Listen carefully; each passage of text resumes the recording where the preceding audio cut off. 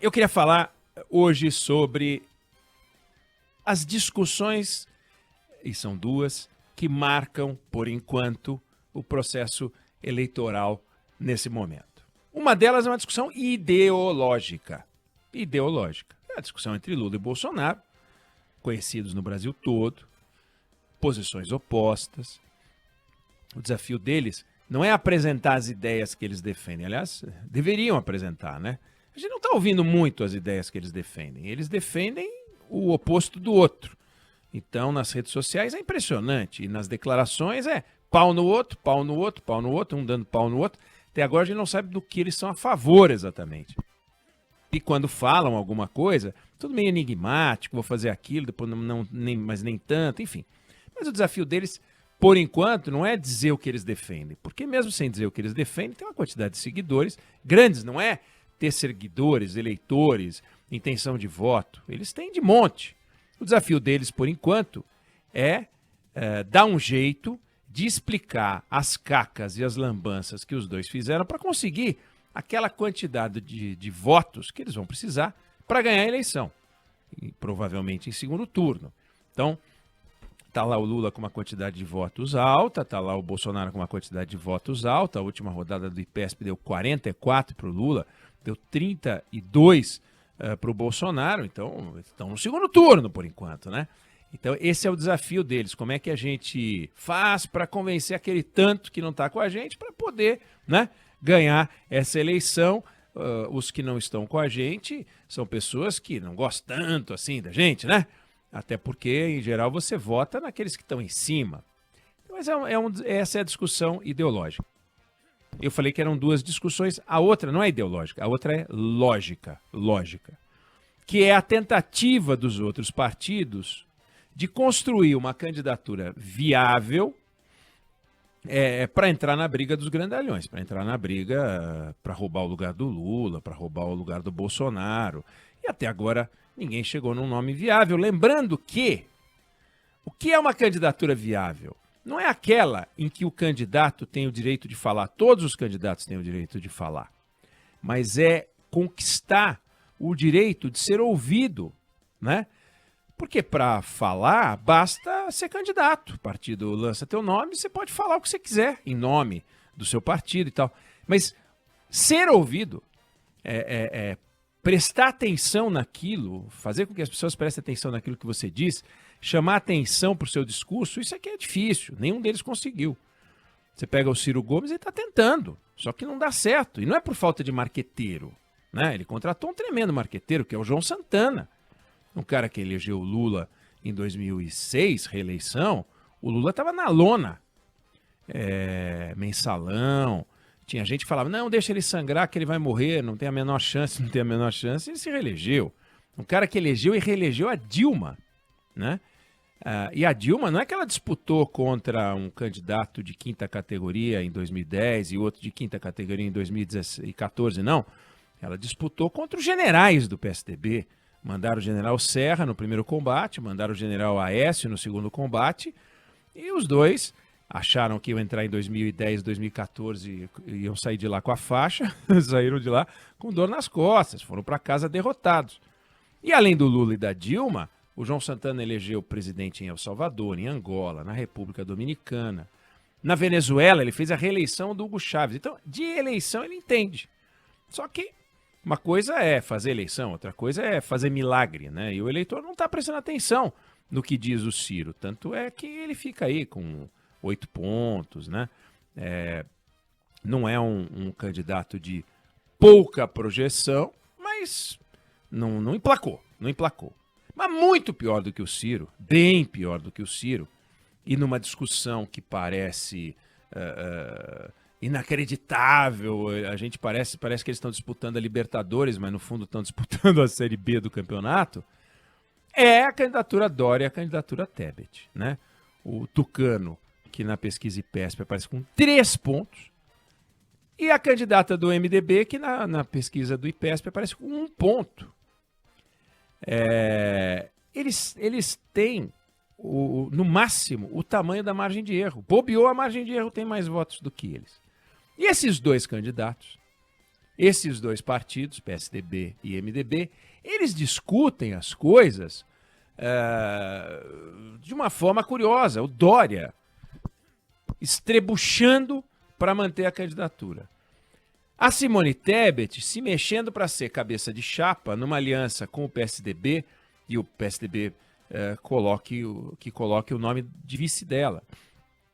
No final de semana, o João Dória fez uma carta aberta ao presidente do partido, do PSDB, que está circulando, ele divulgou, a assessoria dele divulgou, soltou nas redes sociais. Mas o que é maluco é que quando alguém faz uma carta dizendo, olha, está em curso um golpe, as prévias definiram que eu sou o candidato, chance dele judicializar o debate. Quando você chega nesse nível de discussão, é porque você está fora do páreo. Né? Se você não consegue convencer o seu partido de que você é o cara, né? E que você escreve uma carta denunciando a existência de um golpe, qual é a chance dessa candidatura, mesmo que vingue, mesmo que passe pela convenção, de ver o partido engajado nessa campanha? Zero. Tem a menor chance. A ideia de fazer prévias, né? A ideia de tirar dali um consenso e daí todos saem hermanados. Viva o Dória, viva o Dória. Não, é fora Dória, fora Dória, fora Dória. Todo mundo falando abertamente fora Dória. Aí uma outra voz, Fernando Henrique, falou, o Dória tá certo. Mas o Fernando Henrique falou, o Dória tá certo, mas todos os outros, os líderes e tal, estão nem aí, né? Para isso. É uma loucura a situação. Aí eles ficaram, o PSDB e MDB, de fazer uma combinação para estabelecer um critério para saber qual dos dois candidatos seria o cabeça de chapa e, eventualmente, o outro seria o vice, ou o outro partido, o MDB, indicaria o vice, ou o contrário, o MDB teria Simone Tebet como candidata e o PSDB indicaria um vice que não seria o Dória, ou que fosse o Dória, não importa muito. E aí eles estão discutindo, eles não se entendem nem sobre os critérios para definir quem deve seguir. O Dória defende que seja pesquisa de intenções de voto, porque ele está na frente. Na frente, tem 3 pontos. A Simone Tebet e o MDB estão defendendo o seguinte, não, a candidatura que tem menor rejeição. São 2 critérios malucos. Primeiro porque os dois têm tão pouco voto que não faz diferença quem está na frente. Não faz diferença quem está na frente. Se tem 3, tem 1, é tudo a mesma coisa, é nada. Uma coisa é o Ciro, por exemplo, com 8, e digamos que estivesse discutindo com a União Brasil, o Moro com 8, aí os dois vão discutir um critério para saber qual dos dois, porque eles vão fazer uma aliança, Ciro-Moro, pode até ser, né? Agora, 3 e 1 é uma coisa, beira o ridículo, chega a ser engraçado, né? Qualquer um dos dois que esteja na frente, eles vão continuar no fim da fila da Nicolândia. 3 pontos, grande coisa. E rejeição, o critério de quem tem menos rejeição, em 2018, o Alckmin tinha menos rejeição do que o Haddad, mas bem menos. Em algum momento chegou a ser quase metade. E quem é que foi para o segundo turno contra o Bolsonaro? O Haddad. Então, ter menos rejeição não é sinônimo de capacidade de explosão. O Haddad foi para o segundo turno. O Haddad foi para o segundo turno com Lula na cadeia. E o Alckmin, com sua rejeição baixa, foi para casa. Então, qualquer que seja o critério, é aquela história. Será que, se eles somarem a candidatura um com o outro, eles vão chegar em algum lugar? Será, né, que se você adicionar Simone mais Dória, dá a soma? Se der a soma, dá 4, que já é patético. Mas será que uma pessoa que vota na Tebet, que tem 1 ponto, gosta do Dória, que tem 3? Será que uma pessoa que vota no Dória, que tem 3, gosta da Simone Tebet, que tem 1? Ficaria tranquilo, feliz de ver a Tebet na cabeça de chapa, ou o contrário? Será que não tem gente que vota na Tebet porque não gosta dos tucanos e não gosta do Dória, e vice-versa? A ideia de que a fusão de candidaturas catapulta a campanha dos dois é mera especulação. E vamos aqui, para provar essa hipótese, imaginar uma fusão de 2 candidaturas que seguramente daria primeiro turno, por essa hipótese. Você pega o Lula, que tem 44% das intenções de voto na última votação do IPESP, pega o Bolsonaro, que tem 32%, e eles formam uma chapa. Lula-Bolsonaro. Alguém acha que se o Lula e o Bolsonaro formarem uma chapa, eles vão ter 76% das intenções de voto? Claro que não. Claro que não. Vai ter cara que vota no Lula que diz, não, enlouqueceu. Juntou com o Bolsonaro, que a gente queria derrotar. O povo do Bolsonaro vai dizer, não, o Bolsonaro enlouqueceu, juntou com o Lula, que ele queria derrotar.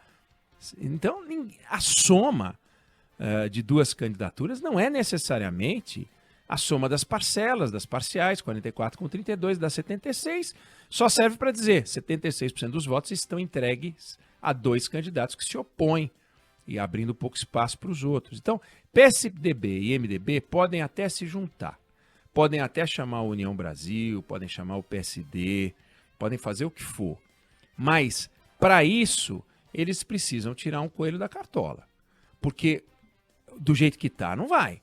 Um nome que ainda não foi testado na campanha, não sei nem se existe, porque com esses que estão aí, João Dória, brigando dentro de casa, ele não consegue união dentro da casa dele.